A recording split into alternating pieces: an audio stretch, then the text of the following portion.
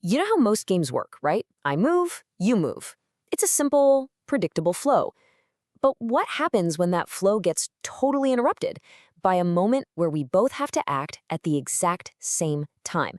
Today, we're looking at a wild twist in game theory where our strategic choices literally collide. So, picture this. You're deep in an intense chess match. You move your knight, feeling pretty good about it. But then, instead of your opponent making their move, bam, you both have to play a lightning round of rock, paper, scissors, and the winner gets a massive advantage. Sounds pretty chaotic, right? Well, that crazy little thought experiment perfectly sets the stage for the complex situations we're diving into today. And this really shows you the key difference. Over on the left, you've got your standard sequential games. Chess, checkers, you know the drill. My move, then your move. Super predictable. But on the right, that's our hybrid model. I make a move, and that move triggers a whole new situation where we both have to act simultaneously, totally blind to what the other is going to do, before we can go back to taking turns. So this brings us to what the pros actually call this concept. We're really talking about games within games, or to be more formal about it, extensive games with simultaneous moves. So what does that actually mean? Well, an extensive game is just a fancy way of saying it's turn-based. But here's the twist. At specific moments, the action just pauses, and a group of players has to make their choices all at once. To make this crystal clear, let's just look at a simple example. All right, let's call this the concert dilemma. Player 1 makes the first move. The choice is simple: stay home with a book or go to a concert. If she picks book, game over. But if she chooses concert, that's when it gets interesting. That choice kicks off a brand new simultaneous game. Now both she and player 2 have to decide whether to see Bach or Stravinsky, and they have to choose without knowing what the other is picking. And this is a perfect illustration of that game within the game. If they both decide to go to the concert, this little payoff table kicks in. So here's the deal. Player 1 really loves Bach, and player 2 is a huge Stravinsky fan. But they both much rather go to a concert together than go alone. So if they coordinate and both pick Bach, player 1 is happy. If they coordinate on Stravinsky, player 2 is happy. But if they mess up and pick different composers, they both get nothing. This whole simultaneous choice is nested right inside player 1's initial, simple decision. Okay, so that's the theory, but how does this kind of thing actually apply in the real world? Well, let's take a look at a classic business dilemma, a new company trying to decide if it should challenge a huge monopoly. So here's the setup. You've got a challenger company eyeing a really profitable market that's completely dominated by one giant company, the incumbent. The incumbent, of course, sees this and makes a threat. They say, if you enter my market, I will start a devastating price war that will hurt us both.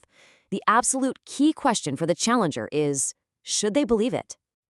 The monopolist's strategy here is pretty clear. Make entering the market look as painful as possible. They want to scare the challenger into staying out. But, talk is cheap. How can the challenger possibly know if this is a genuine threat or just a big, fat bluff? For that, we're going to need a special tool. And that tool is called backward induction. It's a really powerful way to solve these kinds of sequential games.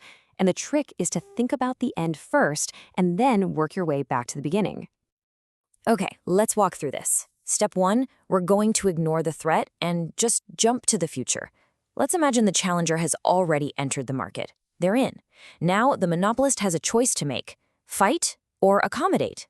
Step 2, what's the rational choice here? Well, a price war is super expensive for everyone. It's actually way more profitable for the monopolist to just share the market. So the smart move is to accommodate. Step 3, now we work our way back. Knowing that the monopolist won't actually fight, the challenger's original decision becomes obvious. Since the threat of a price war is completely empty, the logical choice is to enter the market. The bluff is called. As the game theorist Martin Osborne puts it, the threat is simply not credible. Once the challenger is already in, the monopolist has absolutely no rational reason to follow through. Backward induction exposes the threat for exactly what it is: a bluff. So it seems like pure, cold logic always wins the day. But now let's look at a really famous game that puts this idea to a serious test.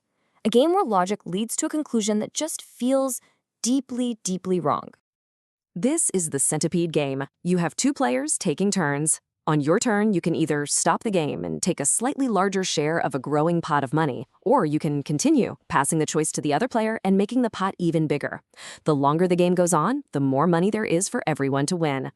Now, let's apply that same backward induction we just learned. Let's go to the very last move.